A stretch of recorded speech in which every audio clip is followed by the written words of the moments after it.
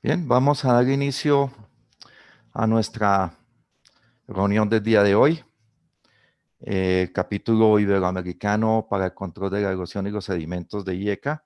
Les da la bienvenida a todos y agradece muy especialmente a la Unión Europea, a la Junta de Andalucía, a las Cooperativas Agroalimentarias de Andalucía, a la Diputación de Granada, a la Universidad de Granada, a Paisajes del Sur, a la Federación de Cooperativas Agrarias de Andalucía, a la Asociación Iberoamericana de Control de Erosión y Sedimentos, y a todos los presentes por estar en este momento compartiendo estas experiencias que nos van a comentar nuestros amigos y nuestros especialistas desde España. Contaremos con Esther Álvarez Toro, coordinadora de los proyectos de la Cooperativa Agroalimentaria de Granada, al ingeniero Valentín Contreras, director de Erosión Cero, a Manuel Sierra Aragón, profesor del Departamento de Edafología y Química Agrícola de la Universidad de Granada, y a el doctor Jesús González López, catedrático de Microbiología de la Universidad de Granada. Le doy la palabra a Esther y espero que todos los participantes disfruten de esta bonita presentación. Gracias.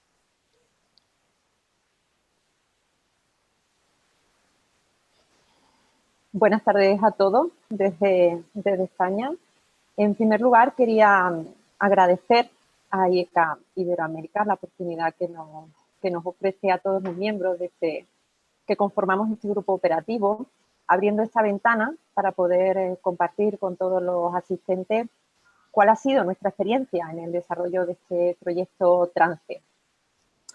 Para comenzar, me gustaría presentar la entidad en la que trabajo. Desde su nacimiento, la vocación siempre de cooperativas agroalimentarias ha sido la de aglutinar a sociedades cooperativas agrarias con la idea y la finalidad de defender sus intereses ante organismos oficiales, además de poder ofrecer servicios a las mismas que pudieran necesitar por su singularidad y su naturaleza para el desarrollo de sus actividades. Cooperativas agroalimentarias en Granada, en la provincia de Granada, recogen esta misma filosofía y se arma también de todos los recursos humanos y técnicos necesarios para prestar también estos servicios a nuestras cooperativas en la provincia y sin perder de vista nunca esa defensa de esos intereses ante quien fuera y donde fuera. En concreto, en la provincia de Granada, la federación cuenta con 95 cooperativas asociadas, lo que supone aproximadamente 35.000 agricultores y ganaderos. Y ya entrando de lleno en el proyecto, este es el esquema general con el que hemos venido trabajando, pero quizás se hace necesario hablar un poco del nacimiento de este grupo operativo, qué base jurídica tiene este grupo operativo. Y para eso nos vamos al año 2016, donde la Consejería de Agricultura publica una orden de ayudas en la que se establecen unas bases reguladoras para la concesión de unas subvenciones para la creación y funcionamiento de grupos operativos. El espíritu de esta orden trata de impulsar la innovación en las empresas en el sector agroalimentario como prioridad estratégica para el avance de la I+D+I. Hasta el momento lo que ocurría es que muchas empresas tenían el conocimiento y evidentemente la experiencia en el sector agrario, y los agentes del conocimiento, como en este caso en nuestro grupo operativo puede ser la Universidad de Granada, tenían la investigación. Necesitábamos una herramienta que nos acercara tanto a un sector como al otro. Y esta ha sido una clave dentro de esta orden de ayudas para unirnos todos y poder, las distintas entidades que participamos en este grupo, y poder desarrollar un proyecto de interés tanto para las empresas y agricultores como para los agentes del conocimiento. Estos grupos operativos de innovación son grupos operativos funcionales y flexibles. Esto quiere decir que todas las empresas o agentes del conocimiento que puedan aportar innovación en el desarrollo de un proyecto pueden participar en el mismo. Con este planteamiento coincidimos en este grupo operativo las empresas o entidades que ahora os voy a presentar. En primer lugar, Paisajes del Sur, que está aquí Valentín con nosotros. A Paisajes del Sur le ha correspondido la selección de las parcelas donde se va a llevar a cabo las actuaciones, la situación de los puntos de muestreo, así como la extinción de filtros vegetales, etcétera. Todas las actuaciones que se hagan, que se han hecho en las parcelas que han sido elegidas para este proyecto. Posteriormente, Universidad de Granada, a través de su departamento de Edafología y Química Agrícola, que hoy nos acompaña Jesús González y Manuel Sierra. A ellos han sido los encargados de diseñar todas las actuaciones analíticas y metodológicas. No voy a entrar mucho en ello porque yo creo que ellos nos lo van a explicar muchísimo mejor que yo, seguro con mejor tiro. Diputación de Granada ha sido otra de las entidades que ha participado en este proyecto. La Diputación de Granada se ha encargado de una parte de la divulgación. Para esa divulgación se realizó una jornada en la propia Diputación en el que... Perdón, se ha pasado una diapositiva, disculpa. Como decía, en la Diputación de Granada se hizo una jornada divulgativa el pasado mes de octubre y también la Diputación de Granada ha llevado a cabo la elaboración de una guía de mantenimiento de esos filtros vegetales que posteriormente nos explicará más ampliamente Valentín. El papel de cooperativas agroalimentarias, en este caso el nuestro, ha sido doble. Por una parte, hemos llevado a cabo la coordinación del grupo operativo. Eso ha significado el seguimiento de cada una de las fases y de las acciones que hemos ido llevando a cabo, corrigiendo allá donde hiciera falta, y luego también asesorando al resto de miembros del grupo operativo en toda la gestión administrativa y jurídica y con una base jurídica que necesariamente tienen que llevar estos proyectos. Además, Cooperativas Agroalimentarias en la provincia de Granada ha llevado a cabo una parte importante de la divulgación de este proyecto, es decir, la transferencia de todo ese conocimiento que ha ido generando el proyecto, tanto a los agricultores como a las cooperativas, en general a todo el sector agroalimentario. También hemos hecho algunas jornadas en todas aquellas cooperativas que han participado en el proyecto, porque la elección de las parcelas ha sido fruto a través de ponernos en contacto con las cooperativas asociadas y ellas a su vez con sus agricultores para la búsqueda de esas parcelas que reunían los requisitos necesarios para poder ejecutar el proyecto y llevar allí a cabo la actuación. ¿Qué se ha hecho más de divulgación por parte de cooperativas para este proyecto? Se ha diseñado una página web, www.trance.com, que pueden visitar.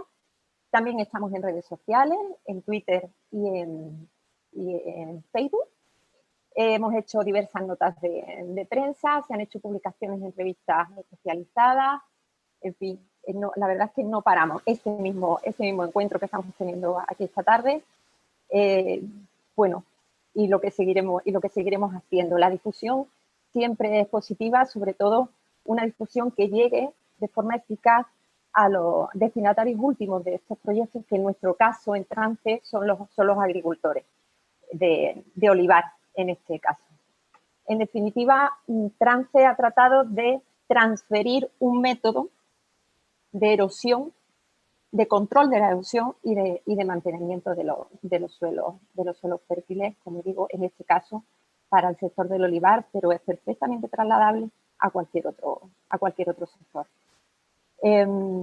Por mi parte, nada más. Ha sido la presentación de lo que ha hecho Cooperativas Agroalimentarias en este proyecto. Le paso la palabra a mi compañero Valentín y, bueno, muchas gracias a todos. En el webinar. Decía Esther, muchas gracias Esther por tu presentación y que amablemente me has pasado.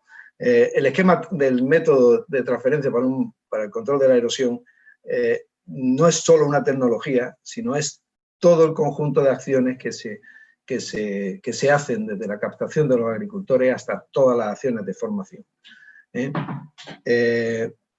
Quería hacer mucho hincapié en esto. Nosotros, desde que empezamos en el año 2011 hasta que hemos desarrollado el grupo operativo, hay todo un trabajo de investigación que nos llevaba a aplicar esta tecnología desde el año 2011.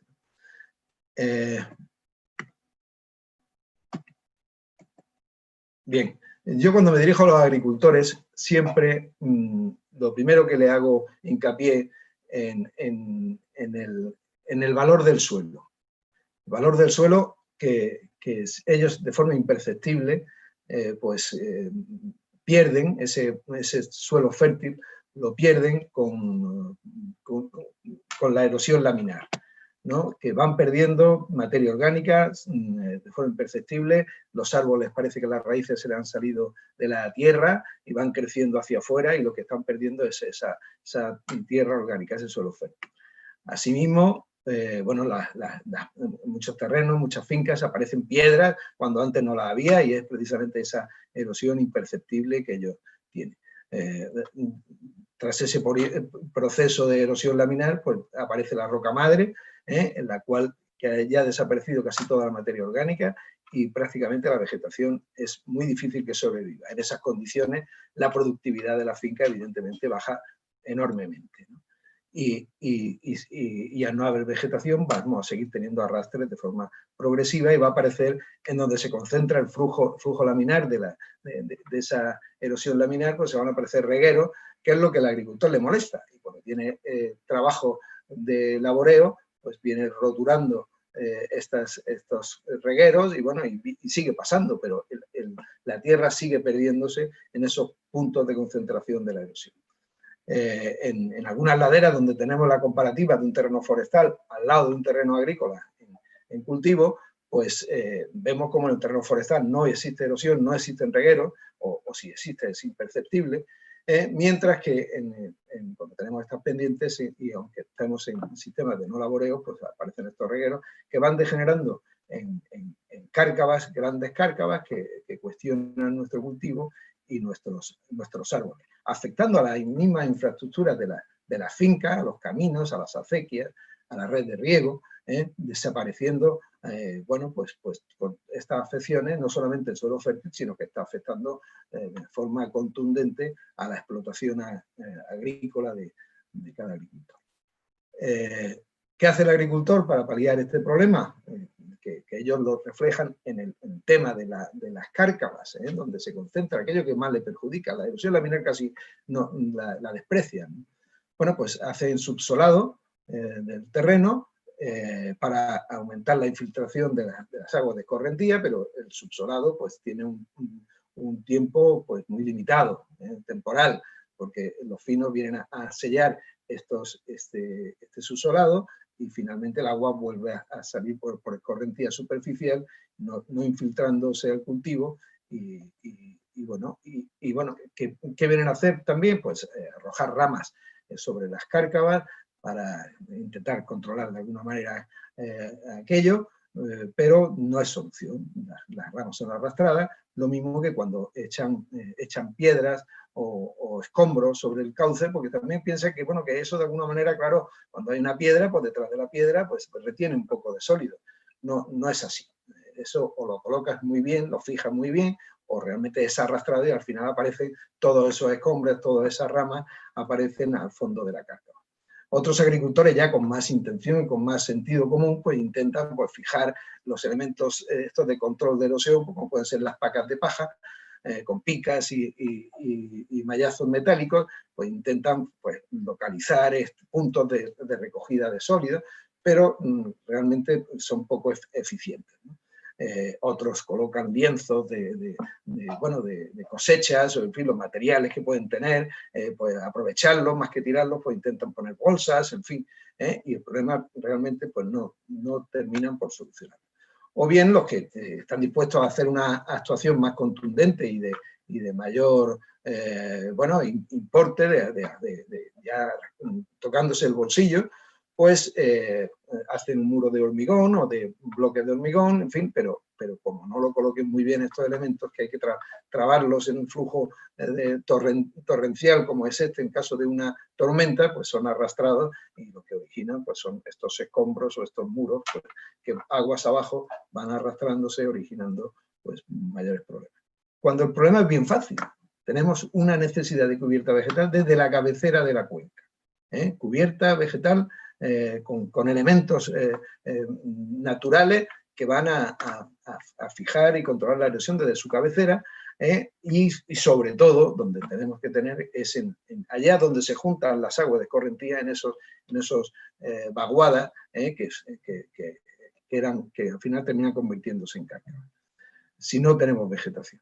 Bueno, en el año 2011 empezamos con el proyecto LIFE-OTROMED, en el desarrollo de la tecnología de filtros para aplicación en cárcavas y disminuir la contaminación, que era lo que perseguía aquel proyecto, disminuir la contaminación de aguas superficiales. Bueno, la tecnología que nosotros teníamos disponible era biorrollos y mantas orgánicas que le hemos venido a llamar filtros vegetales. Filtros vegetales con las fibras que tengamos en el lugar, fibras autóctonas. Lo más cercano, porque es un contrasentido estar trayendo fibras de distintos sitios del mundo cuando tenemos producciones locales o ramas o recursos locales. Entonces, en este caso, la fábrica que tenemos de productos orgánicos y naturales lo tenemos muy cerca de donde se desarrollaba el proyecto, y eran biorrollos a base de fibras de esparto, naturales del sudeste español y de toda el área mediterránea, y mantas orgánicas, que se instalan perpendicularmente o recubriendo las líneas de escorrentía de estas aguas en las cárcavas.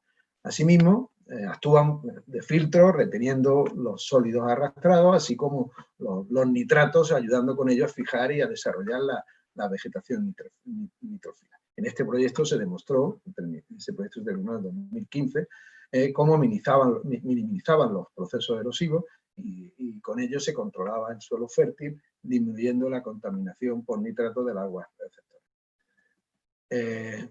Se desarrolló un modelo, bueno, un croquis se presentó como base para divulgación de esta tecnología de filtros, pues cómo aplicar un modelo 1 allá donde la pendiente no es más del 10%, regueros incipientes hasta 50 centímetros, pues con una serie de filtros de biorrollo de 15 centímetros de diámetro aproximadamente, allí donde había una caída, pues ahí se había que colocar filtros de mayores diámetros, 30, o apoyados con gaviones flexibles, y mayores y espaciados, ¿no? Mientras cuando entrábamos en pendientes de 10 al 20% y cárcava vallada hasta 1 metro de profundidad, pues es un modelo 2 en la cual pues, teníamos que acercar más estas estructuras y tendrían que ser estructuras de mayor diámetro, ¿no? Hasta 30 centímetros, 40 centímetros de biorrollos y gaviones flexibles. Y en el modelo 3, pues ahí teníamos ya cárcavas hasta de 1,5 metros de profundidad, ya pendientes que pueden ser mayores del 20%, en donde tenemos que recurrir a maquinaria de movimiento de tierra, y perfilar la cárcava con la intención de laminar y dejar de incidir, y que el flujo de agua dejara de incidir en un punto concreto, con la intención de laminar más el flujo superficial. Y acortar también la distancia de los elementos de fijación que utilizábamos aquí, como eran los biorrollos o los gaviones flexibles. Y un modelo 4 que sacamos en este proyecto LIFE, diseñamos para allá donde había una cárcava muy encajada, donde, claro, si perfilábamos nos podíamos llevar los árboles que teníamos en el entorno o alrededor de esta cárcava, pues entonces ahí colocábamos una empalizada de acero, rellena o forrada con manta orgánica y el apoyo de algunos biorrollos. Al final nosotros tenemos una serie de elementos finos que se fijan dentro de estos filtros, y allí donde quedan retenidos todos estos finos con todos los contaminantes que arrastran las aguas de escorrentía superficial, que son ese exceso de fertilizante que los agricultores arrojan o tiran, porque están tirando una parte, están desaprovechando una gran parte de su aportación al suelo. Bueno, este es un esquema, algunas fotos de estos modelos. Modelo 1, biorrollos pequeños, estrechos. Modelo 2 con biorrollos de 30 centímetros, apoyados en algunos casos con gaviones. Modelo 3 con forrado ya un tratamiento de 6 metros, de casi 7 metros de ancho, con aviones y biorrollos, y el modelo 4 pues son estas estructuras, estas empalizadas que retienen finos en sus trazos. Algunas fotos de estas actuaciones en el modelo 1, cómo bueno, van colonizándose. Bueno, ahí veremos cómo también tiene importancia las plantas que instalamos, porque estas son plantas nitrófilas, descontaminantes de agua y además que tienen que ser compatibles con el cultivo. En el modelo 2, estas cárcavas de hasta 1 metro de profundidad, como la secuencia un poco de algunas de estas cárcavas, como la vegetación va colonizando la cárcava, y en el modelo 3, cárcavas de hasta 1,5 metros de profundidad, con anchos de tratamiento, bueno, variables, hasta hemos hecho algunas cárcavas de 10, 12 metros de ancho, y en este caso, bueno, pues como también se va colonizando. Y el modelo 4, ya esto dentro del grupo operativo de trance, en estas cárcavas encajadas, pues en Piñar, en la actuación en la finca de Piñar, cómo se iban controlando los sedimentos dentro de estas empalizadas. Y esto es una foto del otro día, cómo sigue funcionando sin derivación a las márgenes de las empalizadas, centrándose. Bueno, ¿qué materiales vamos a utilizar entonces en estos filtros? Pues como he dicho antes, podemos utilizar materiales autóctonos, utilizar las ramas, utilizar bien formando fagina, bien haciendo revestimientos de ramas, que son tratamientos de bioingeniería tradicional que son eficientes en sustitución de productos industriales.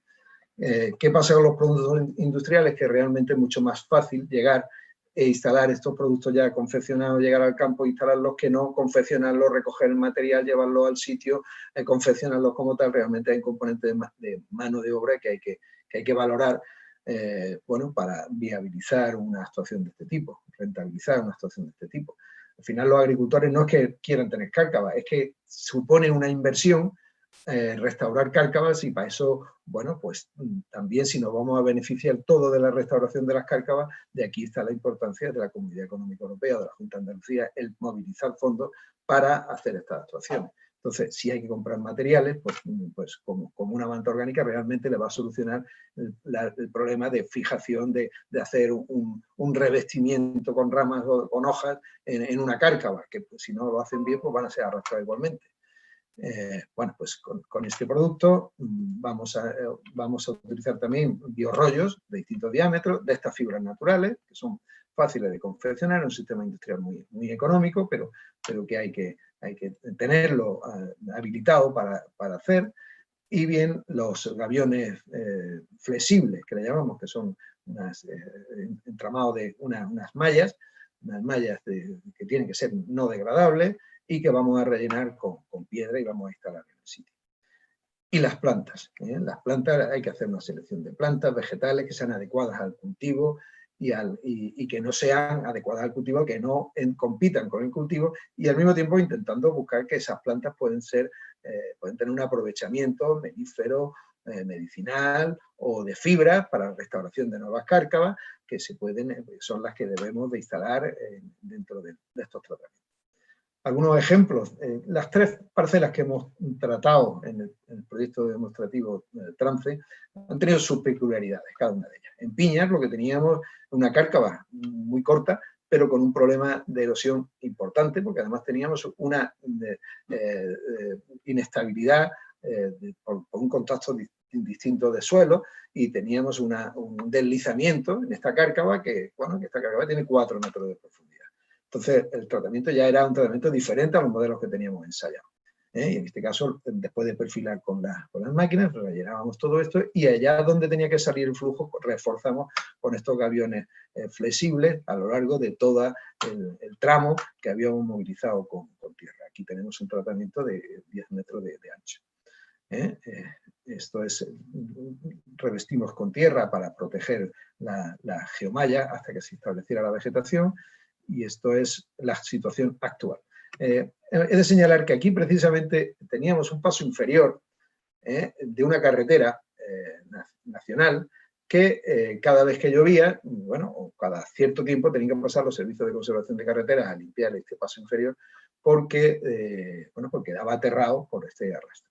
Desde que se ha instalado esto, el otro día pasé yo por allí, realmente prácticamente arrastre de sólidos no hay ninguno. Es decir, el agricultor está afectando con su labor, con su acción a la infraestructura y la infraestructura es de todos. Aquí, si aquí va una máquina a retirar barro, esa la pagamos todos. Entonces, es importante el problema de la erosión y su afección a la infraestructura. Y la erosión fundamentalmente está centrada en la agricultura. De ahí la necesidad de cambiar y de extrapolar este modelo para que los agricultores la vayan desarrollando. Bueno, esta es otra visión de esta misma cárcava, vista desde abajo. Vemos la importancia del tratamiento, cómo se hizo y cómo finalmente, bueno, pues nos encontramos la cárcava consolidada 2 años después. Y bueno, en la cárcava de Fernán Núñez, en Córdoba, lo que tenemos es un problema de margas, es un problema de una tierra en la que prácticamente ya no tiene materia orgánica ninguna, ha perdido toda la capa vegetal y claro, ya lo único que hay son los lavados de fino de estas margas que van sobre el tratamiento que hemos ejecutado, sobre esta manta en este caso, y vemos cómo se forma como una losa de hormigón, de cemento, sobre el tratamiento. El problema, pues que claro, aquí calculan calculan muy bien la volumetría de agua que te va a venir dentro de esta cárcava, o enseguida puede ser que te supere y se nos crea una cárcava paralela al tratamiento. Nos ha desbordado y se nos está saliendo. ¿Qué hicimos? Aquí nos tuvimos que saltar los modelos también. Aquí fuimos ya a tratar directamente sobre cada uno de los regueros incipientes que teníamos en toda la cuenca, pues tratar de fijar finos en todo el tratamiento. Entonces era a base de colocar manta orgánica en toda la longitud de los regueros, aunque fueran por pequeños que fuesen. Tratábamos de frenar finos y fijar finos y al mismo tiempo de que se fuera estableciendo vegetación a lo largo de todo esto. Y al mismo tiempo tuvimos que recrecer el tratamiento en el entorno de la cárcava para que no se nos fucara. En la cárcava de Villalobos teníamos un agricultor con muchos problemas en la cárcava, que ya venía él haciendo actuaciones de control de erosión, pero con muy buena voluntad, pero con poco sentido. Porque, bueno, estos escombros, tiraba ramas, hacía un año ya se volcó haciendo unas placas alveolares de hormigón colocándolas, y al final esto o coge una sistemática y lo hace con un sentido común, de manera que no se te vaya a desbordar, ¿qué tal?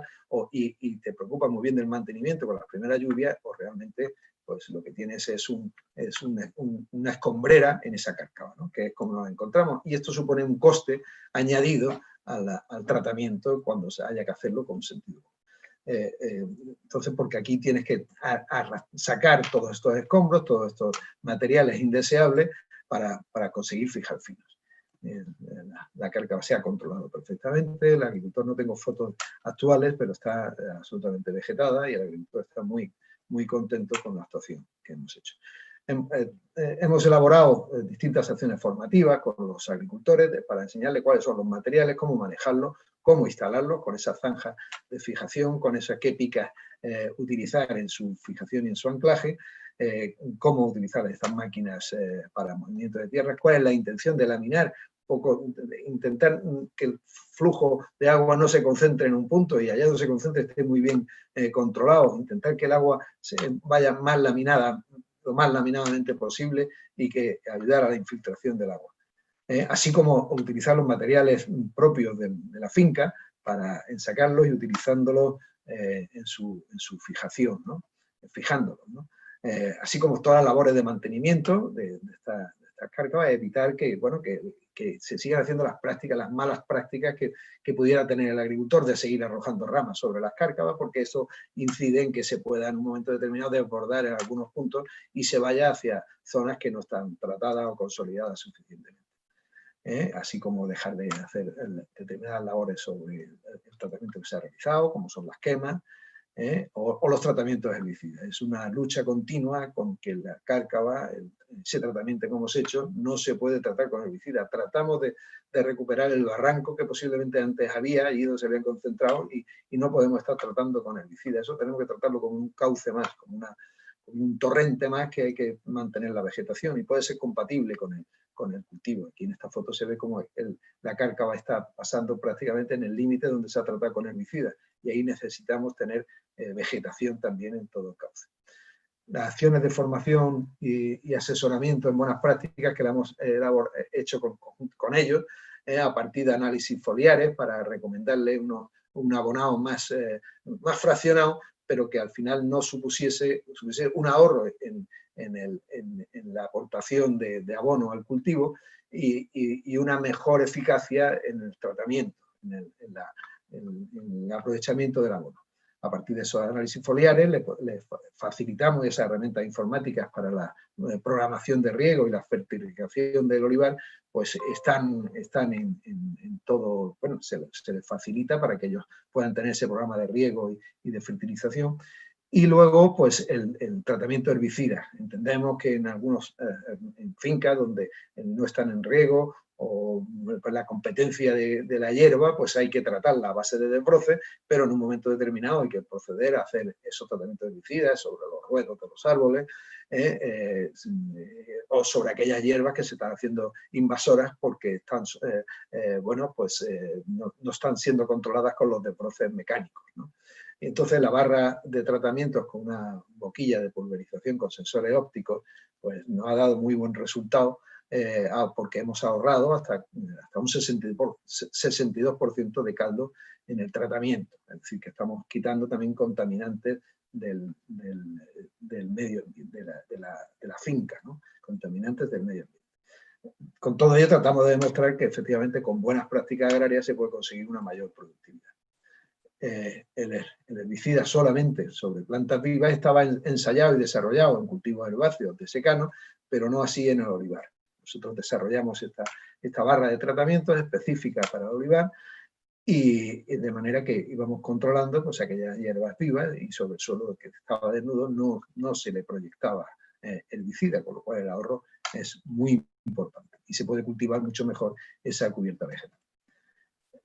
Por último, bueno, pues enumerar lo que son los beneficios económicos y ambientales que podemos tener con la práctica de este proyecto Trance, en el mejor uso de fertilizantes, la optimización del agua de riego, la mejora de la productividad al aumentar la fertilidad del suelo, el disminuir los costes de explotación, porque estamos quitando tanto ahorrándonos en herbicidas y en fitosanitarios y abonos, como también racionalizar el empleo. Es decir, en una finca hay siempre momentos, en una explotación agrícola hay siempre momentos en los que, bueno, se dedican a labores de limpieza, de la explotación, tal. Bueno, esos momentos, y sobre todo esos momentos en los que no hay lluvia, ese es el momento de actuar conservando y restaurando las cárcavas. Y ese empleo es posible mantenerlo de una forma más sostenida en las explotaciones. Los beneficios ambientales de reducción de la contaminación por nitratos en las aguas, ahora nos hablará Jesús y Manuel sobre esta importante reducción que se va a hacer, concentrando en la vegetación todas estas contaminantes, como ellos pueden asimilarlo, la reducción de la erosión del suelo. Manolo nos va a cuantificar precisamente cómo ellos han validado el sistema de filtros, y la recuperación de la cubierta vegetal, que eso nos va a traer inherentemente a una mayor diversidad de insectos, de vertebrados, etc. Y lo que nos afecta a todos los ciudadanos, a todos por igual, es la reducción de los riesgos de inundación que en situaciones como de cambio climático, como las que nos vamos a enfrentar en lo sucesivo, pues bueno, vamos a tener que tener muy en cuenta. La agricultura, bueno, es donde se arrojan las mayores tasas de erosión y es donde tenemos que incidir fundamentalmente en modelos que sean transferibles, que sean aplicables por los agricultores de una forma sencilla, que hay que tenerlo al final como una práctica más en la agricultura, el control de erosión. Y con esto pues paso a Manuel Sierra, que nos contará la validación del sistema. Muchas gracias. Hola, buenas tardes. Bueno, yo como parte del grupo operativo perteneciente a la Universidad de Granada. Como antes comentaba Esther, por nuestra parte hemos participado en este punto 4 de acciones correctoras, o sea, concretas del seguimiento y la evaluación de todo este sistema. Dentro de ella podíamos dividirla en cuatro actuaciones. Lo primero que hicimos fue una caracterización de los suelos de cada una de las microcuencas en las que estuvimos trabajando. Luego evaluamos el efecto de la cubierta vegetal en ensayo de simulación de lluvia. Para el control de la erosión en las cárcavas, lo primero que debemos conseguir es intentar disminuir el volumen de agua que se le aporta a la cárcava, o sea, mediante las actuaciones a nivel de la cuenca. Una vez hecho eso, estimamos la efectividad de esos sistemas de retención que nos ha comentado Valentín, dispuestos en cada una de esas cárcavas, para ver qué cantidad de suelo, de sólidos, eran capaces de retenerse. No solamente eso, sino también si era capaz de producirse una mayor infiltración de agua, reduciendo también el volumen de estos sistemas de retención dentro de la propia cárcava. Y luego ya pues la parte del estudio microbiológico, de cómo influye la diversidad de los suelos y cómo actúan en el ciclo del nitrógeno, que también dentro de la universidad, pero que ya les comentará don Jesús González. Nuestra parte dentro del Departamento de Geología, pues lo primero que voy a presentar sería un poco las tres cuencas o microcuencas en las que trabajamos. Aquí tenéis la primera, la de Fernández Núñez, localizada en la provincia de Córdoba, donde como veis un olivar en pendiente, donde no hay cubierta vegetal. Dentro de cada cuenca que trabajamos, por cada zona donde trabajamos, se definieron dos microcuencas que fueran lo más parecidas posible, con unas cárcavas lo más semejantes, y en una de ellas fue donde Paisaje del Sur hizo la actuación en la cárcava para controlar el avance de esa cárcava, y la otra que nos servía como testigo para comparar. Mostramos cada una de las microcuencas y tenéis marcado en azul los puntos donde se muestrearon, distribuidos más o menos homogéneamente a lo largo de la superficie para caracterizar esos suelos. Esta es la segunda de las zonas que trabajamos, en Piña, que junto con la de Alcalá Real, en la provincia de Jaén, son pues también microcuencas de olivar, pero en este caso sí que están tratadas manejadas con esas cubiertas vegetales en franjas perpendiculares a la línea pendiente que se localizan entre las calles del olivar, y no solamente tienen una cubierta herbácea, sino que también se va añadiendo sobre ella los restos de poda, como veis en esta imagen de la izquierda, también se van adicionando con objeto de ir tapizando el suelo y ir protegiéndolo frente a la erosión. Igualmente, como en cada zona, os digo que tenemos, en este caso, esta sería la microcuenca que nos servía de control, y en este caso se ramificaba en dos. Esta sería la cuenca intervenida. Y lo mismo en el caso de Alcalá Real en Jaén. Aquí tendríamos la cuenca control y aquí la cuenca intervenida. Si os fijáis la diferencia con respecto a la primera de las cuencas que os enseñaba, en este caso, en la cuenca intervenida, veis que las muestras de suelo estuvieron pareadas. ¿No se me escucha bien, Ricardo? Están solicitando que subas un poco el volumen de la voz. Yo te escucho bien, pero hay algunas personas que están escuchando bajo. Sí. Pues vamos a ver. Y eso, el problema es que no sé yo cómo lo hago. No, acércate de pronto un poco más. No, al micrófono de Vale. pronto un poco más, pero bueno. Gracias. A ver si esto se escucha mejor. Me va comentando. Bueno, pues como os decía, se hicieron nuestras muestras pareadas. Tendremos las muestras marcadas en azul, que sería en suelos donde no hay cubierta vegetal, mientras que los puntos verdes corresponden a muestras tomadas directamente sobre o bajo esa cubierta. Los suelos se caracterizan mediante todos los parámetros físico-químicos principales de los suelos, pero y se los analizan tanto al principio como al final del proyecto. Como el proyecto fue de 2 años, prácticamente no observamos diferencias en tan corto periodo de tiempo, pero donde sí aparecieron evidencias muy significativas fueron entre los suelos bajo cubierta de los suelos sin cubierta vegetal. aparecen diferencias tanto en factores o propiedades físicas como químicas del suelo. Dentro de las propiedades químicas, pues que las tenéis marcadas aquí en la izquierda, en naranja serían los suelos sin cubierta y en verde los suelos con cubierta vegetal. Pues en la naranja veis cómo claramente hay una disminución o menor el contenido en carbono orgánico y en nitrógeno, lo cual redunda en la fertilidad de los suelos, y ese aumento de materia orgánica dentro de los suelos con cubierta vegetal también lo que produce es un aumento en la capacidad de intercambio catiónico de los suelos, que es lo que va a funcionar como reserva de los nutrientes en el suelo que puedan estar disponibles para la planta. De manera que no solamente esa efectividad que aporta la materia orgánica, sino también el abonado que se le puede hacer sobre los suelos, se va a fijar ahí y va a permanecer disponible para la planta, disminuyendo también la lisificación o el lavado de esos nutrientes, que produce una pérdida económica y además puede dar lugar a problemas de contaminación tanto de aguas superficiales como de agua subterránea. El aumento de la materia orgánica es fundamental en esas cubiertas vegetales porque no solamente mejora esas propiedades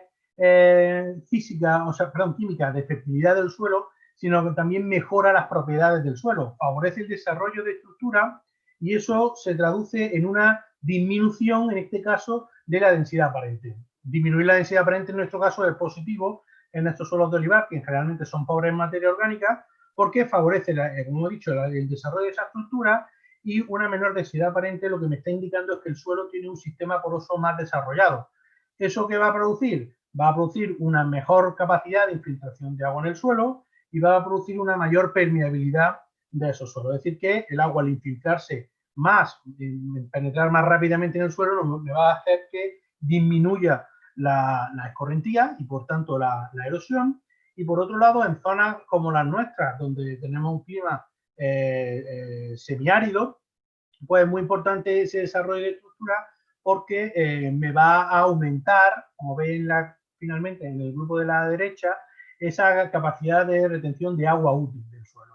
Es decir, que se infiltra más agua en el suelo, la recarga de la reserva de agua del suelo es mayor y, por tanto, esa disponibilidad de agua va a ser más larga a lo largo del tiempo, sobre todo en el cultivo del olivar, que fundamentalmente es en secano en nuestra zona. Es verdad que se va instaurando cada vez más ese riego por goteo, pero el agua es un recurso deficitario en nuestra zona y además costoso para el agricultor.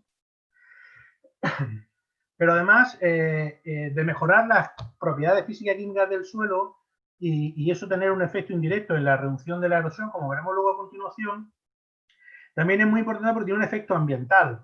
Aumentar el contenido en materia orgánica de los suelos, aumentar ese pool de carbono mediante el manejo de las cubiertas vegetales, tiene, como digo, ese efecto ambiental. Hoy en día, con las políticas ambientales buscando reducir las emisiones de CO2 o bien en retirar ese CO2 en el suelo, se puede hacer aumentando el contenido en materia orgánica del suelo. De hecho, en la reunión del clima en París se promueve la iniciativa del 4 por 1000, es decir, intentar aumentar en los suelos agrícolas un 0,4% de la materia orgánica a nivel mundial, que representaría una disminución del contenido del CO2 atmosférico y, por tanto, un beneficio reduciendo esos efectos de invernadero que están produciendo el cambio climático y ese calentamiento global en el que tenemos. De manera que mediante ese manejo no solamente el agricultor produce un beneficio para sí mismo protegiendo al suelo frente a la erosión, pero eso le genera también unos costes de manejo, de manera que la manera de compensar un poco esos sobrecostes de la cubierta vegetal, pues tenemos un argumento para poder pedir al organismo público algún tipo de subvención que nos permita, por un lado, paliar esos costes de manejo de las cubiertas, puesto que estamos también haciendo un servicio ambiental con la utilización de estas cubiertas. De hecho, en España, en la utilización de cubiertas vegetales como medida agroambiental en el manejo del olivar, parte de la subvención de este cultivo pues está asociado a esas prácticas agroambientales. Un punto de vista muy a tener en cuenta a la hora de afrontar los costes del manejo. Y evaluamos de una manera singular, mediante la utilización de un simulador de lluvia, el efecto de la cubierta vegetal a la hora de reducir la tasa de erosión. Para ello utilizamos un simulador de lluvia. Os comento muy rápidamente la parte de las que consta. Tendríamos unos depósitos de agua, como veis aquí. Una bomba peristáltica que lo que hace es que bombea el agua a la parte de arriba de este simulador de lluvia. Esa bomba peristáltica yo puedo calcular, puedo modificar el flujo de manera que puedo regular la intensidad de lluvia que voy a generar. Como digo, impulsa el agua a esta parte de aquí arriba, donde lo que tengo es una placa de metacrilato de un cuarto de metro cuadrado, donde tiene 1250 goteros, donde se va generando esa lluvia, que cae a una altura de 1,75 m. Lo ideal sería más altura para simularlo mejor las condiciones naturales. Tendríamos en torno a los 5 o 6 metros, pero también eso va a dificultar mucho el manejo de este tipo de simuladores. Y esa lluvia pues cae sobre una superficie, como digo, en un cuarto de metro cuadrado, en este caso con cubierta vegetal. Los ensayos de simulación de lluvia se hicieron en muestras pareadas, con cubierta vegetal y sin cubierta vegetal, y a distintas pendientes dentro de cada una de las microcuencas. Cuando se produce la lluvia, cuando llega un momento en el que se empieza a producir la escorrentía, esta escorrentía viene por aquí, se sella el contacto de esta superficie triangular con una resina y se va recogiendo el agua y vamos llenando unos botes aforados de 150 mililitros y vamos tomando el tiempo de llenado. De manera que al final la tasa de escorrentía que asociaremos a la intensidad de lluvia que estamos haciendo es aquella que se alcanza en el equilibrio, es decir, cuando los tiempos de llenado de los botes empiezan a hacerse constantes. Como os digo, a lo largo de toda la ladera, pues pusimos en simulador de lluvia, tanto en zonas con cubierta y sin cubierta, a distintas inclinaciones de la pendiente. Y a partir de los resultados de la estimación de la escorrentía, calculada a partir de esos tiempos de llenado de esos botes de 150 mililitros, para una determinada intensidad, hacemos esta representación de escorrentía frente a intensidad. Y aquí tenéis representadas los puntos, tanto para el ensayo de simulación de lluvia con cubierta vegetal en color verde, como el ensayo para esa misma pendiente, pero en este caso sin la cubierta vegetal. De estas gráficas lo que podemos observar, en primer lugar, es que si observamos la ordenada en el origen, en el caso de los suelos con cubierta vegetal, me está diciendo que necesito, en este caso, en ese suelo, para una pendiente del 8%, solamente donde hay cubierta vegetal, lluvias con una intensidad superior a 28 litros por metro cuadrado de hora, que ya son unas intensidades bastante considerables, pues solo a partir de esa intensidad, si son intensidades superiores, empezaría a producirse escorrentía. Sin embargo, en suelos donde no hay cubierta vegetal, apenas 10 litros por metro cuadrado de hora ya son capaces de producir escorrentía. Luego me está marcando muy claramente cómo esa cubierta vegetal está protegiendo al suelo, está aumentando esa materia orgánica, está aumentando esa capacidad de infiltración que comentaba anteriormente. También, si os fijáis, si fijáramos una intensidad de lluvia concreta, por ejemplo 60 litros por metro cuadrado de hora, en el caso de un suelo con cubierta vegetal, para esta pendiente, pues fijaros, de los 60 litros por metro cuadrado de hora de la intensidad de lluvia, solamente se produce una escorrentía 15. Si está hablando que el 75% de esa lluvia estaría infiltrándose dentro del suelo, por lo tanto la tasa de erosión sería muy baja. En cambio, si nos vamos al suelo sin cubierta vegetal, esa misma intensidad de lluvia de 60 litros por metro cuadrado de hora me está produciendo una escorrentía de 40 litros por metro cuadrado de hora. Es decir, nos estamos yendo ya a un 66,6% de escorrentía. Por lo tanto, la infiltración se disminuye muchísimo, la recarga de agua del suelo disminuye y esa mayor escorrentía al final se va a traducir en una mayor erosión. Y además, si comparamos la inclinación de las dos pendientes, ver que esa pendiente más suave, en el caso de los suelos sin cubierta vegetal, también me están mostrando una mayor sensibilidad frente al incremento de las pendientes, de la intensidad de lluvia. Si ahora cogemos dos intensidades de lluvia, 50 y 60 litros por metro cuadrado de hora, en el caso del suelo con cubierta vegetal, pues claro, ese incremento, en este caso de 10, me está aumentando en 5 litros por metro cuadrado de hora la escorrentía. En cambio, en un suelo sin cubierta vegetal, donde esa curva, esa recta aparece con menor pendiente, pues fijaros, ya me está hablando de un incremento de en torno a 8 litros por metro cuadrado. Por lo tanto, los suelos con cubierta vegetal son menos sensibles a los incrementos de la intensidad de lluvia a la hora de producir escorrentías, y eso se traduce, como veis aquí, en la erosión.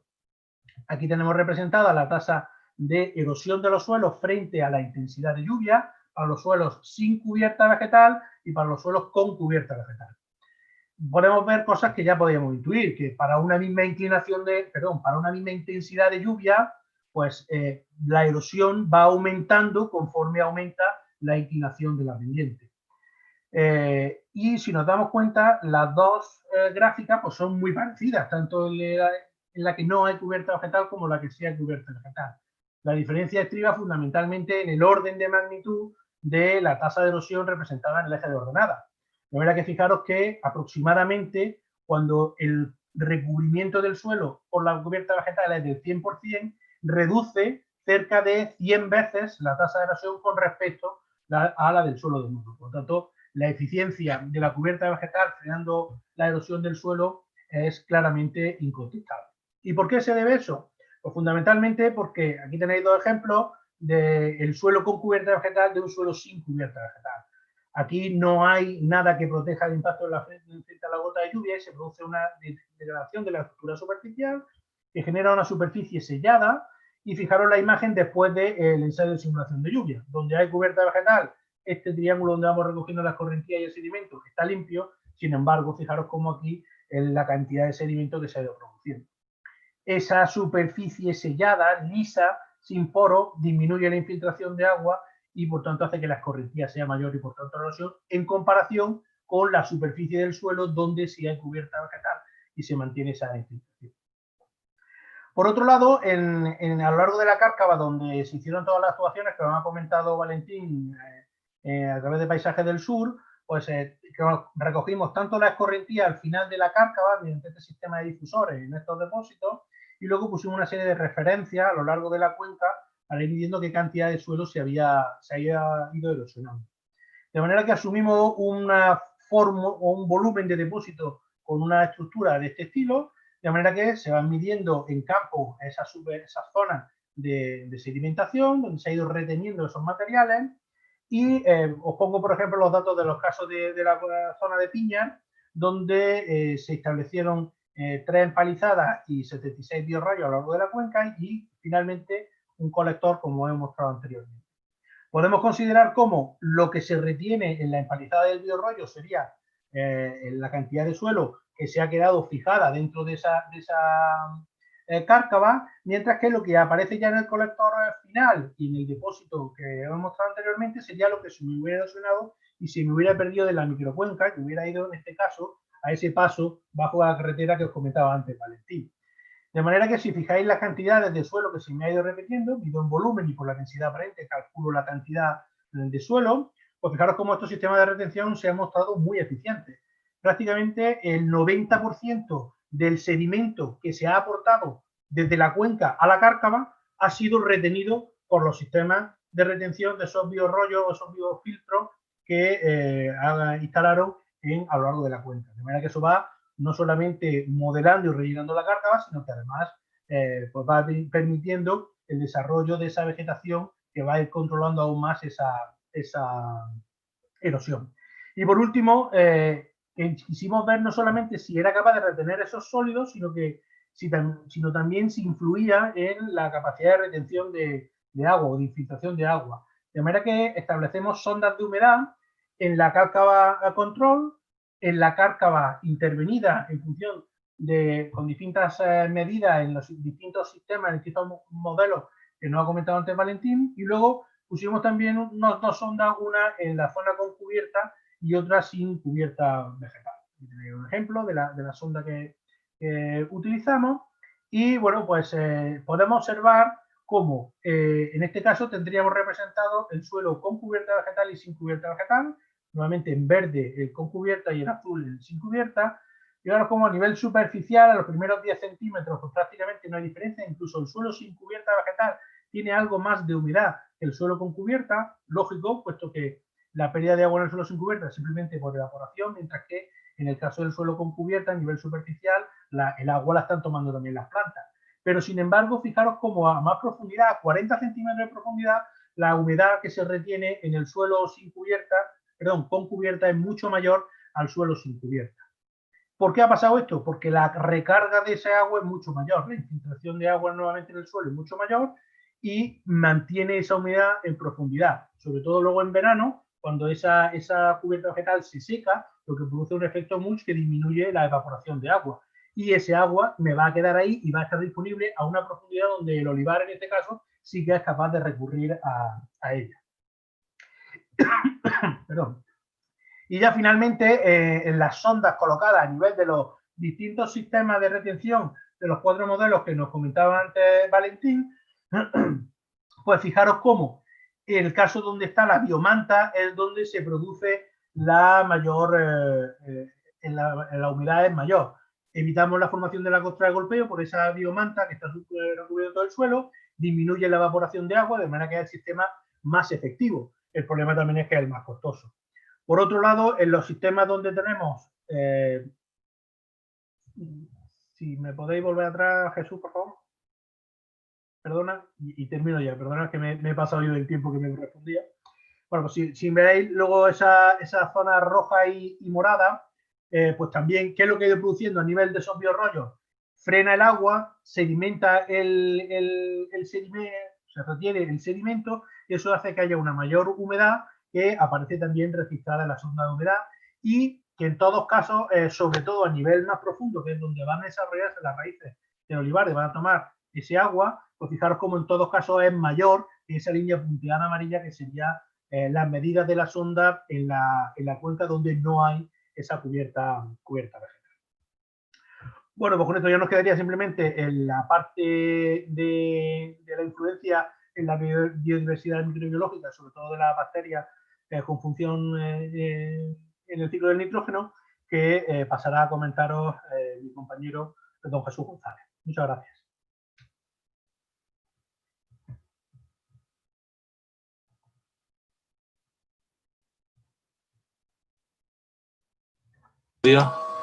Se me escucha ahora, ¿no? ¿Me escucháis?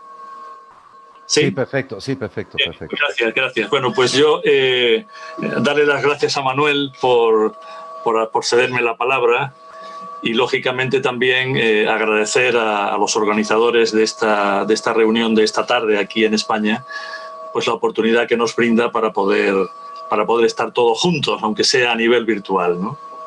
Bien, yo comentaros que la parte que los microbiólogos hemos realizado en este proyecto ha sido desde el punto de vista de que nosotros siempre hemos entendido que el suelo es algo más que materia orgánica, que compuestos minerales, que arcillas, que limos. El suelo es también un ente absolutamente vivo, biológico, en el que participan millones y millones y millones de microorganismos, de seres vivos que no vemos, pero que son los que determinan en gran medida la fertilidad y las características de un suelo, tanto agrícola como forestal o de cualquier naturaleza. Por eso, en este proyecto, nosotros creímos importante, el grupo operativo creyó importante también analizar qué ocurre con el microbioma, con los microorganismos que están en el suelo, en este suelo agrícola, cuando se realiza sobre él una actuación. Disculpa, Jesús. Jesús, sí. ¿Puedes retirarte un poquito del micrófono que estás haciendo? Sí. Ahí. Gracias. Gracias a ti. Pues os decía que es importante conocer qué ocurre con el ente biológico dentro del suelo, porque el suelo es un ente vivo, como lo es nuestra piel, como lo es nuestro intestino, como lo es en general todo nuestro planeta. En ese contexto, nosotros realizamos pues esta descripción, es decir, si nosotros tenemos un suelo, el suelo está sometido a diferentes actividades que pueden determinar esa erosión que ya se ha comentado. Hay evidentemente pérdida de nutrientes, puede haber pérdida de biomasa, puede haber también aumento como consecuencia de todo lo anterior dicho, pues un aumento en el uso de fertilizantes nitrogenados.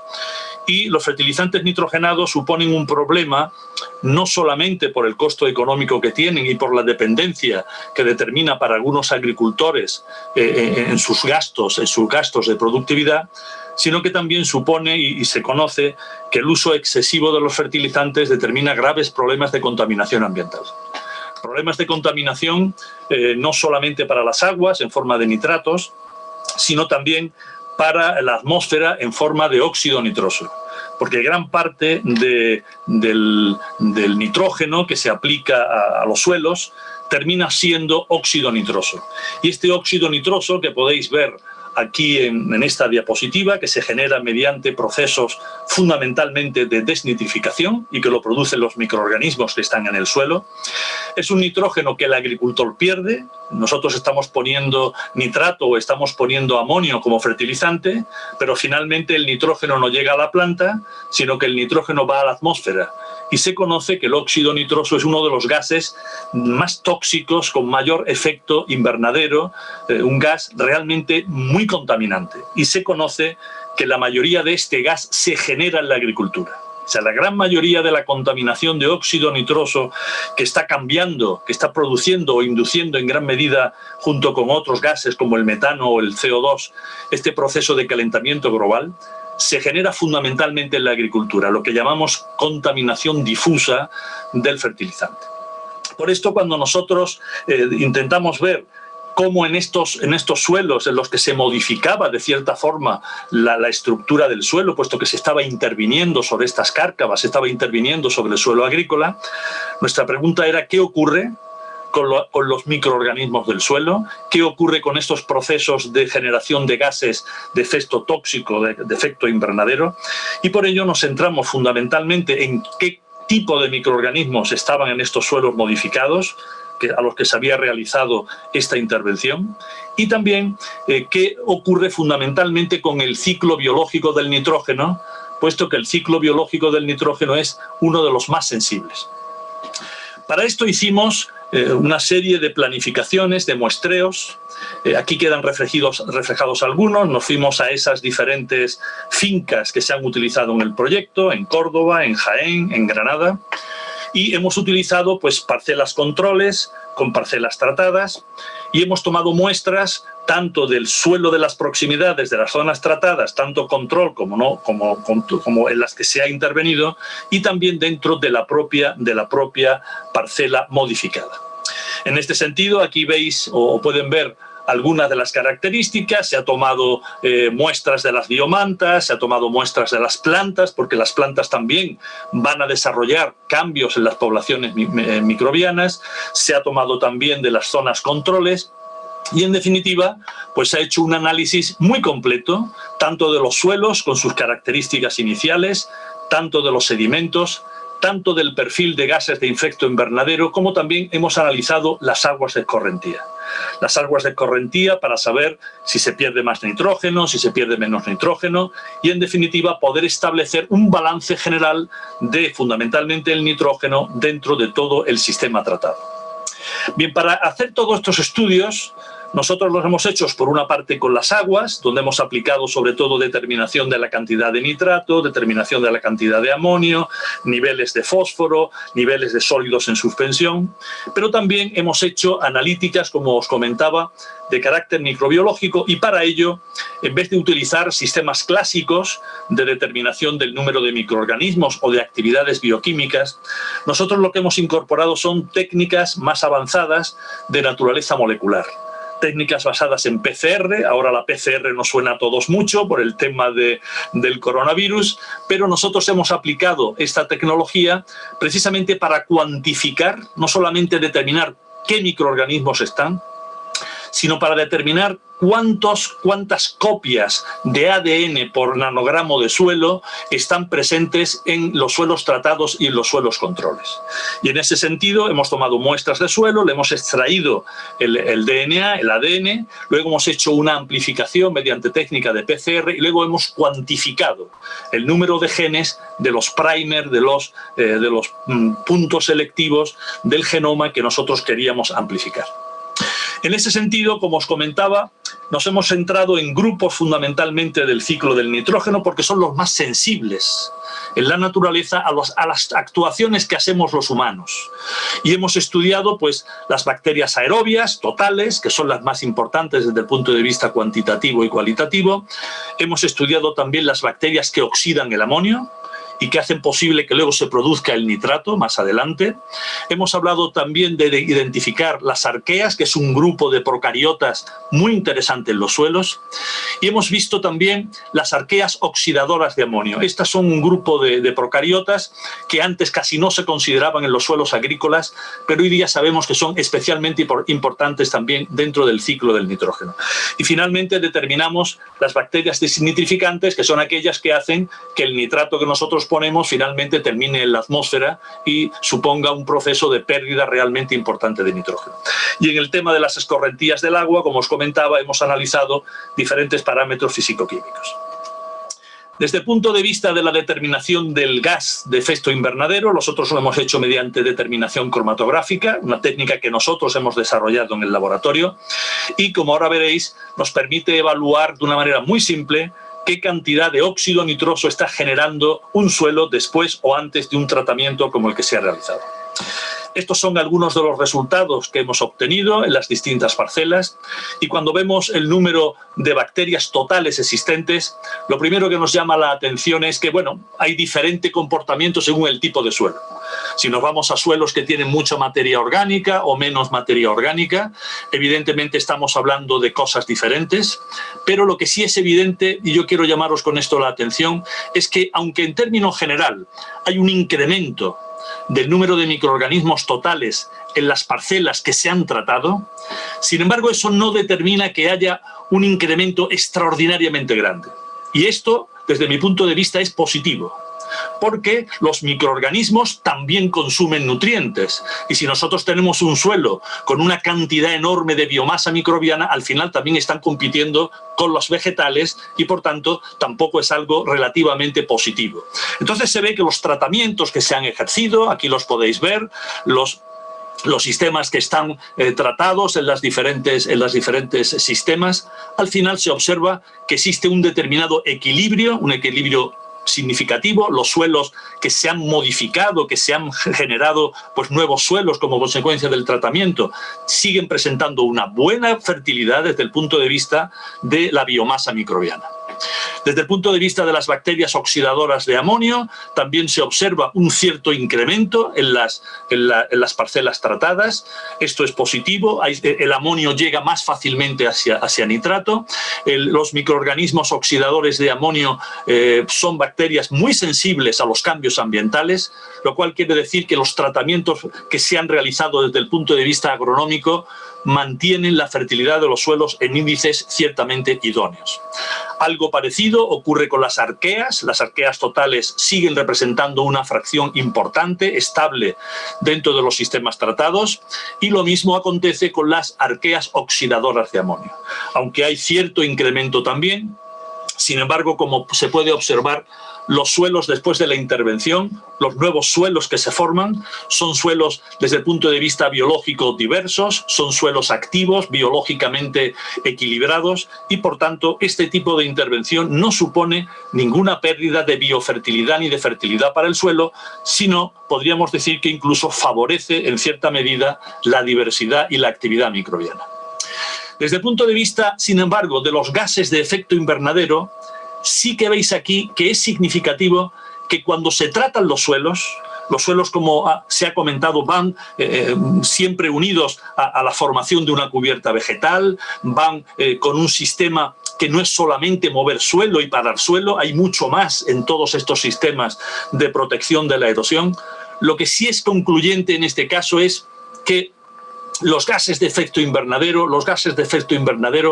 ciertamente sufren una disminución en su liberación. Es decir, se produce menos óxido nitroso en los suelos tratados que en los suelos no tratados.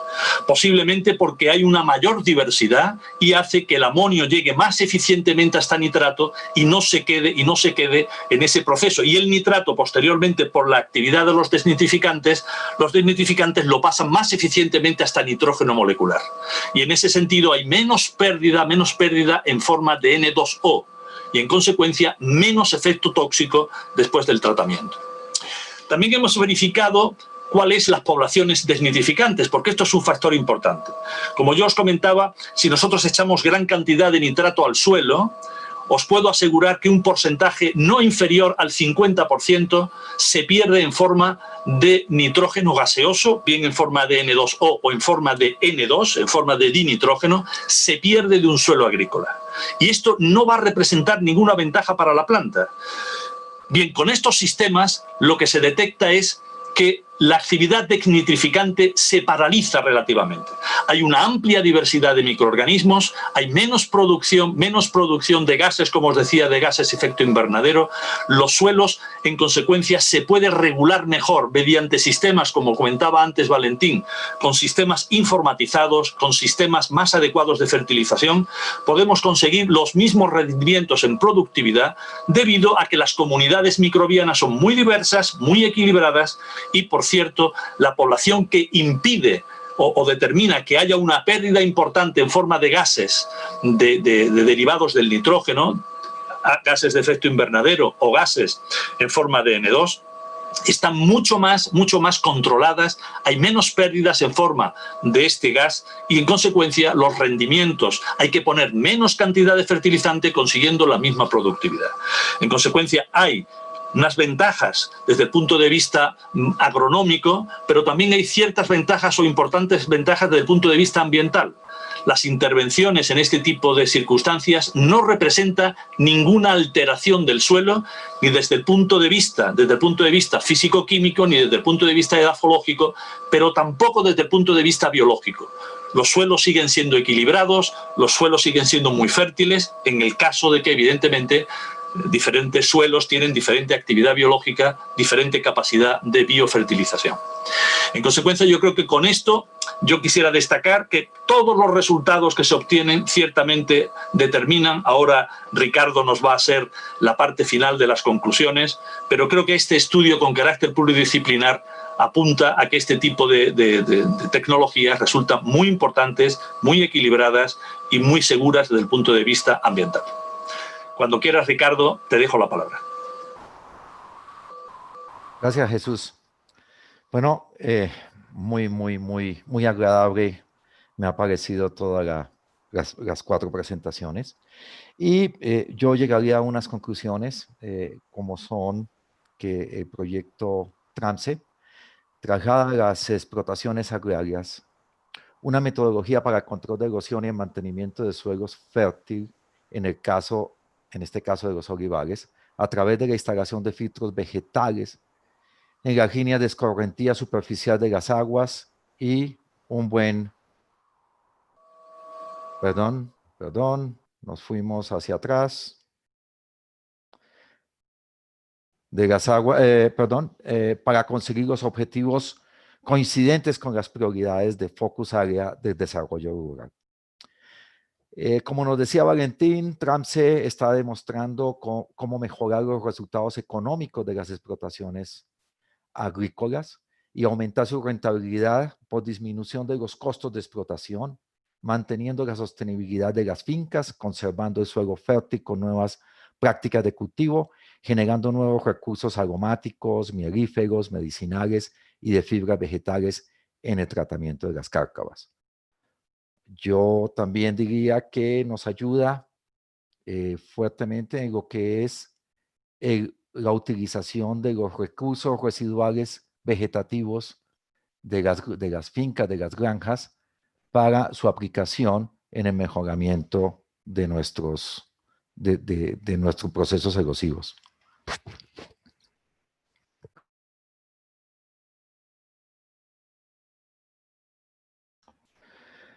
La lucha contra la erosión en los sistemas agrícolas debe basarse en el manejo de la cubierta vegetal para el control de la escorrentía, disminuyendo su volumen y su velocidad.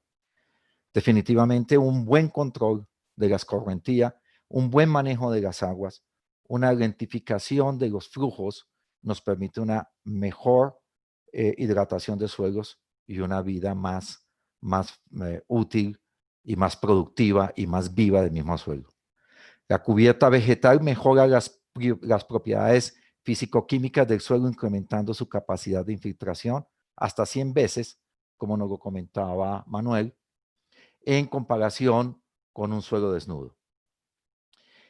En formas erosivas como las cárcavas, la adecuada utilización de filtros vegetales pueden retener hasta un 90% del suelo erosionado que recibe la cuenca, aumentando además la infiltración del agua en el suelo, disminuyendo la contaminación difusa asociada a la erosión y evitando el colapso y la colmatación de la infraestructura y favoreciendo la biodiversidad.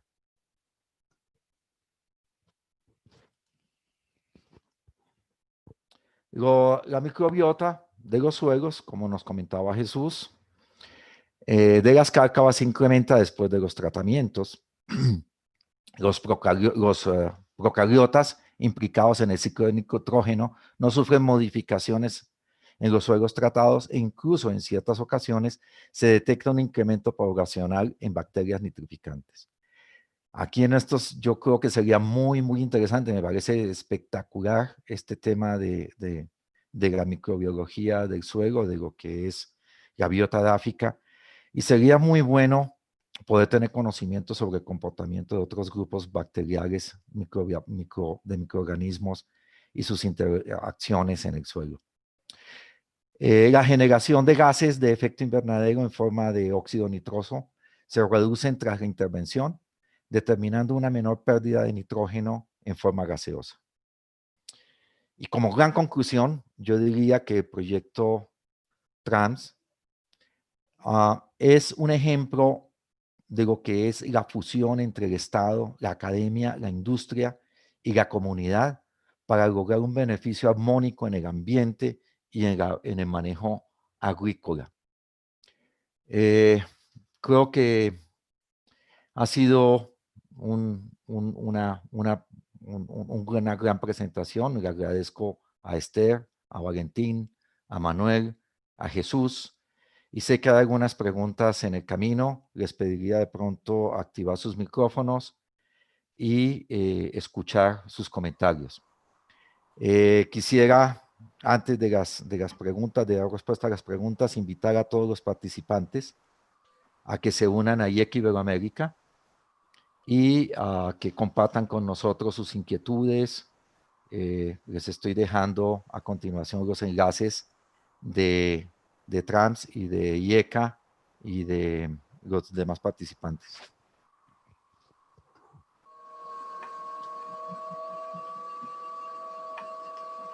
Bueno, hay algunas preguntas. Yo le pude pasar algunas a Valentín. Hay algunas preguntas, por ejemplo, dicen, Colombia somos productores de pasto vetiver desde 1995. Y preguntan cuál es el pensamiento sobre el vetiver en estos tipos de actuaciones. No sé si Valentín tiene algún comentario. Yo personalmente considero que las actividades monoespecíficas en estos temas de control de erosión y demás no son tan amigables. Puede que cumplan una función muy directa, pero creo que la diversidad del uso de especies en estas actividades son mucho más sanas, porque igual la diversidad es la que da la sostenibilidad en el tiempo. Pero ¿qué nos comentas, Valentín? Sí, bueno, yo conozco el vetiverse, la gran eficiencia que tiene en el control de la erosión, pero aquí en agricultura tenemos que buscar también la compatibilidad con el cultivo. Necesitamos unas plantas que no sean agresivas al cultivo, que no desequen el árbol que tenemos al lado, el cultivo, ¿no? Es decir, lo veo muy bien, tratamiento de taludes, bueno, y en márgenes forestales puede ser, porque no, aparte del inconveniente que puede tener para, bueno, como defensa ante materiales autóctonos, ante plantas o vegetación autóctona, ¿no? en ese fomento de biodiversidad que debemos tener en nuestros campos. ¿Eso es para quién? Yo lo considero que es una planta muy eficiente en el control de erosión, pero precisamente en la agricultura, bueno, si vosotros, si veis que no hay, si se estudia que no hay competencia con el cultivo, no habría inconveniente. Eso depende de la cantidad de la competencia, al final es por nutriente y por el agua, ¿eh? Y el vetiver es gran consumidor de agua, ¿no? Eso le resta al cultivo.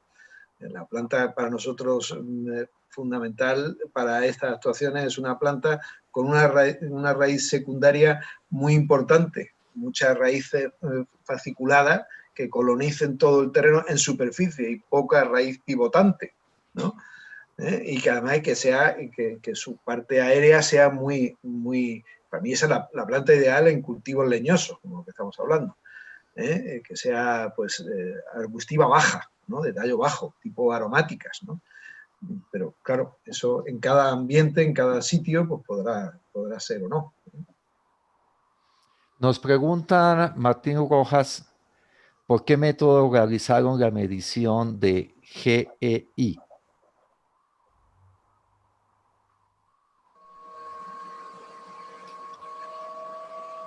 De gases de efecto invernadero. Sí, señor.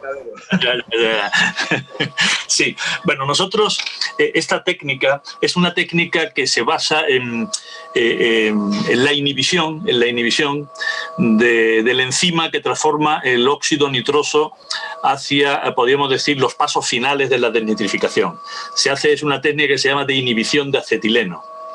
Es una técnica cromatográfica, que se hace en cromatografía de gases y que entonces en este caso lo que se hace es tomar una cantidad determinada de suelo, se pone a incubar. Normalmente si queremos determinar o acelerar el proceso para la detección rápida del gas producido, pues lo que se hace es que se le adiciona de forma externa una pequeña cantidad de sales minerales con un poquito de glucosa para acelerar el metabolismo microbiano. Entonces el sistema va en unos tubos, en unos contenedores, en unas cápsulas cerradas, impermeables a gases, se sustituye la atmósfera porque el proceso de desnitrificación es un proceso anóxico y en un determinado momento se introduce una cantidad de acetileno que para el proceso de la reacción y entonces determinamos la cantidad de óxido nitroso que se ha acumulado conjuntamente con tubos controles que no se le adiciona esta cantidad de acetileno y por tanto el proceso llega hasta N2. Entonces se hace una diferenciación entre la cantidad de dinitrógeno producido y la cantidad de óxido nitroso generado. En ese sentido, como digo, es una técnica exclusivamente cromatográfica de cromatografía de gases, en el que medimos la cantidad de N2O producida o la cantidad de dinitrógeno generada. Yo tengo una pregunta para Esther. Esther, ¿cómo consideras tú que podríamos hacer una réplica de este tema como trans en Latinoamérica? Bueno, en principio yo creo que es un modelo totalmente exportable. Se trata de aunar esfuerzos entre todas las entidades, tanto empresas y agricultores que están interesados y tienen la necesidad de ese conocimiento que se pueden albergar en universidades o en otros organismos e instituciones que tienen esa investigación y ese conocimiento. Desde luego es importante la implicación de las instituciones y de las autoridades, ¿no? Como impulso para que desde el punto de vista sobre todo económico se puedan llevar a cabo estos proyectos. Con todas las singularidades que puede haber en Latinoamérica, yo creo que efectivamente puede ser un modelo exportable y nosotros desde aquí desde luego animamos a que eso pudiera ser así. De hecho, nosotros aquí estamos esperando una nueva convocatoria de este tipo de ayudas porque realmente ha sido un éxito y sobre todo porque la necesidad de esa innovación hacia el sector agroalimentario existe, es real. Y creo que en ese sentido la Fundación Andalucía tiene buena conciencia de ello y, bueno, por lo menos ha empezado, ¿no? a poner dinero y herramientas encima de la mesa para que podamos echar mano de ellas y poder trabajar todos unidos, que es lo más importante de estos grupos operativos. Esa transferencia de conocimiento que está y que existe y que nos tenemos que ver y nos tenemos que contar y lo tenemos que poner en marcha entre todos. Y yo espero que esto se pueda replicar allí y nosotros podamos continuar haciéndolo aquí. Ricardo, si me permites, quisiera apuntar algo más en la dirección que tú decías. Existen determinadas convocatorias vivas, hasta ahora han estado vivas hasta ahora, no sé si ahora con el tema post-COVID va a cambiar algo, pero desde España y diferentes países latinoamericanos, iberoamericanos, han hecho diferentes convocatorias para centros tecnológicos, para empresas, para universidades, que son unos proyectos que no se conceden, podríamos decir, no se conceden muchos proyectos, pero son proyectos por naciones, que son los famosos CITED, C-I-T-E-D. Estos proyectos son proyectos que serán, por ejemplo, países como México, como Colombia, recuerdo, por ejemplo, también, si no recuerdo mal, Uruguay, son países que ponen una pequeña cantidad, cada uno de ellos. España es la que pone más financiación, al menos hasta la fecha, y se hacen proyectos de colaboración entre países, podríamos decir, iberoamericanos y españoles, y yo creo que este tipo de proyectos, incluyendo, como os digo, a universidades, empresas, asociaciones como es FAECA, centros tecnológicos, financian aproximadamente, creo que se pide un mínimo de 3 países para que se hagan los proyectos, y las cantidades económicas que se dan son suficientes para poder abordar, por ejemplo, un proyecto de esta naturaleza. Y son proyectos para intentar desarrollarlos, como os digo, fundamentalmente en Iberoamérica. Entonces existen, esto es un ejemplo de lo que os comento, o sea, hay posibilidades de financiación entre España y países latinoamericanos, como digo, Colombia y México, me consta porque yo he pedido proyectos con ellos y con universidades concretamente. He pedido un proyecto con la Universidad de la Sonora, concretamente para el tratamiento, en este caso, de residuos de la industria ganadera porcina, y para este tipo de actividades yo creo que es una posibilidad. Por tanto, hay, podríamos decir, circulando diferentes convocatorias, posibilidades con financiación para poder abordar este tipo de proyectos, y que admite a empresas. Incluso es esencial que haya empresas. Si no hay 3 empresas, difícilmente sale adelante el proyecto. Y tiene que haber centros también de investigación. Por tanto, yo creo que es un poco el modelo del grupo operativo, pero llevado también a otra dimensión, en este caso, de colaboración internacional. Bueno, tenemos infinidad de preguntas. La verdad, no sé si tenemos toda la tarde para responder, pero tenemos muchísimas preguntas. Vamos a ver si podemos contestar un par de preguntas. Están preguntando sobre los órdenes de precipitaciones en la zona de proyecto, sobre la precipitación de lluvias en la zona donde se efectuaron los proyectos. También de una vez aprovecho y hay una pregunta sobre suelos, cuando los suelos están muy sellados por actividad supongo que ganadera, y sobre un aumento por compactación de suelos, precisamente, y la acción microbiana, cómo se afecta. La verdad que tenemos muchísima acogida, jóvenes, señores, no sé. Sí. Bueno, yo creo que Manuel puede hablar sobre lo de las precipitaciones, ¿no? En esta zona lo conoces tú bien, ¿no, Manuel? Sí, bueno, en Andalucía Oriental, también dependiendo un poco de la zona, pues por ejemplo en torno a Granada estaríamos entre los 450 600 milímetros al año en la zona de Piña. Va variando un poco, conforme en Andalucía nos vamos yendo más hacia el oeste, pues van aumentando más las precipitaciones porque en nuestra zona fundamentalmente las lluvias vienen por el Atlántico, de manera que conforme nos vamos desplazando hacia la zona de Granada, Jaén, Almería, pues esas precipitaciones van disminuyendo, pero en torno a 450-600 milímetros. De hecho, precisamente en el año en el que una vez que estuvieron desarrolladas infraestructura en la zona, pues precisamente tuvimos un año bastante seco. De hecho, antes he puesto, lo que pasa es que ya no me ha dado tiempo a comentarlo mucho más, y fue un año especialmente seco, entre lo cual también nos desvirtuó un poco los resultados de las medidas. Posiblemente este año, que está siendo mucho más lluvioso, si volvemos a hacer esas mediciones de la cantidad de sedimentos retenidos, estoy convencido de que van a ir aumentando mucho más, y conforme va aumentando esa captación de sedimentos, se va desarrollando más la vegetación, cada vez el sistema se va haciendo aún más efectivo. En cuanto al sellado, bueno, habría que diferenciar muy bien lo que es el sellado de la compactación.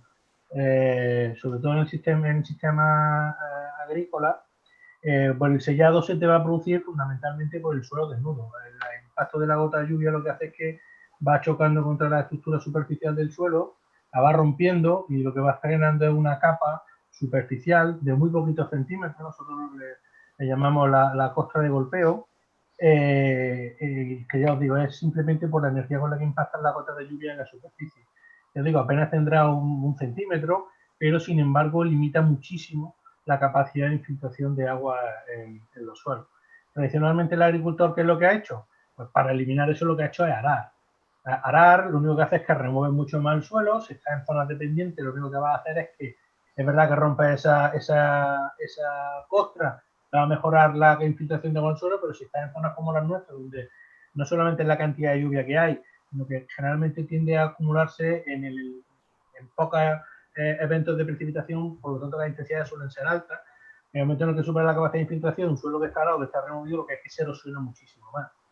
Entonces, la forma de evitar la formación de esa costra de golpeo y ese sellado superficial es mantener la cubierta vegetal, que además también te va a disminuir mucho el efecto de la compactación subsuperficial. De hecho, un error que se ha cometido en España, en mi opinión, es que para proteger los suelos de olivar, sobre todo en pendiente, lo primero que se hizo es prohibir directamente el laboreo. Al prohibir el laboreo, lo que vas consiguiendo es que el suelo se te va compactando superficialmente, y eso también disminuye la permeabilidad del suelo y por tanto la escorrentía era mayor. Y muchos agricultores te planteaban que antes se erosionaba menos el suelo que ahora. Eso no era verdad, porque realmente se te producía una erosión laminar, o si se empezaban a formar esos surcos, cuando labraba con el laboreo, con la labranza, lo que hace es que lo eliminaba y superficialmente te parecía que no se estaba produciendo esa erosión, pero realmente sí que la tenía. Por lo tanto, debería de haberse establecido medidas que fueran asociadas junto con el no laboreo, sobre todo cuando a partir de ciertas pendientes, la utilización de la cubierta vegetal. Y eso, esa falta de compás en esos dos tipos de medidas ha hecho que muchos agricultores sean reticentes a estas medidas. Sobre todo cuando tradicionalmente lo que se presumía el agricultor era de que su finca lo que no tuviera ni una sola hierba, ¿no? Porque se veía esa cubierta vegetal se llamaba mala hierba, porque lo que te hacía era quitaba agua y nutrientes con respecto al árbol. Hoy en día cada vez se va concienciando más, los agricultores van teniendo un nivel formativo mayor, la gente joven que va entrando en el campo realmente tiene un nivel formativo mayor, y con proyectos como este estilo, que tiene jornadas de difusión en las que les demuestra al agricultor realmente la efectividad de estos sistemas, pues sirven mucho para concienciarlo de la necesidad. Y luego otro aspecto fundamental, que es la parte económica, como decía antes, el que haya una parte de la subvención del cultivo asociada a esas prácticas agroambientales, sin duda también favorece muchísimo la concienciación y la implantación. De hecho, bueno, yo creo que puede estar en torno al 50% del olivar andaluz ya está asociado, si no más, a la utilización de este tipo de medidas. Cada vez las cubiertas vegetales son más frecuentes en nuestro paisaje. Gracias, Ariel. Gracias, Manuel. Bueno, la verdad es que tenemos... Ricardo, podría sí, puntualizar un poco, o ahondar un poco en lo que dice Manolo, diciendo que la dificultad de las cubiertas vegetales en el cultivo es el control que hay que hacer sobre ellas en un momento determinado. Y el descrédito y la reticencia de los agricultores a tenerlas vivas es que les resta cosecha, y eso es una evidencia. Entonces, en momentos en que empieza a haber ya un estrés hídrico, en ese momento, hay que saber manejarlo muy bien para en ese momento que esté la hierba seca, ¿no? Tiene que estar segada, con lo cual cuando segamos la mejor práctica es la siega de ello, el desbroce de esta hierba, ¿no? Que la vamos a incorporar al suelo, vamos a seguir creando una manta vegetal sobre el terreno, es ideal, pero el problema es que después de segarla, una gran parte de esa vegetación vuelve a nacer otra vez. Entonces tienes que volver a secar. Y como se produzca en ese momento un momento de estrés hídrico, la planta le está restando cosecha. Entonces, ese es lo que hay que manejar muy bien y es la dificultad que se andan los agricultores a la hora de manejar la cubierta, ¿no? Es decir, es ideal en cuanto a diversidad, en cuanto al poder manejar cuando está el suelo mojado, etcétera, etcétera, pero esa es la realidad. Y que hay que saber trasladar a los agricultores para que estén preparados para que en el momento determinado puedan secar su cubierta, y de ahí inevitablemente tenemos que recurrir a los herbicidas. Herbicidas selectivos, esa barra de sensores selectiva que solamente va a tratar aquella hierba que está en ese momento en desarrollo. Es muy importante ese manejo técnico de la cubierta, ¿no? Para eso hay técnicos agrónomos en toda el área iberoamericana capacitados para asesorar en eso. No venta de productos, no estoy hablando, muchas veces se malinterpreta los técnicos que solamente venden productos sin prestar un asesoramiento técnico, ¿no? Hay que saberlo hacer.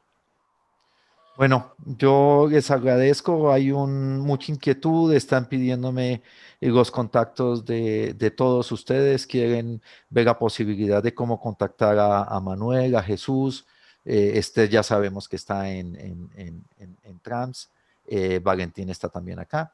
De pronto más tarde les pasamos a todos los participantes sus datos, Jesús, si nos apruebas, si nos autorizas. Claro que sí, claro que sí. Y Manuel, igualmente, les pasamos una copia por correo de los contactos de todos nosotros. Y desgraciadamente la verdad tenemos como 40 preguntas más por contestar, pero ya llevamos 41 minutos pasados de la hora. No fueron 2 minutos, sino 41 minutos. Esas preguntas nos las pueden hacer a nosotros vía correo electrónico y nosotros yo al menos se las contesto con todo el cariño del mundo. Perfecto. Les agradezco muchísimo de todo corazón. Y por último, quiero decirle a todos los presentes que deberíamos tomar un concepto de tener un mundo con aguas claras, aire limpio y suelos vivos. Y que llevemos esto en nuestro corazón por siempre. Muchas gracias a todos. Muchas gracias. Gracias.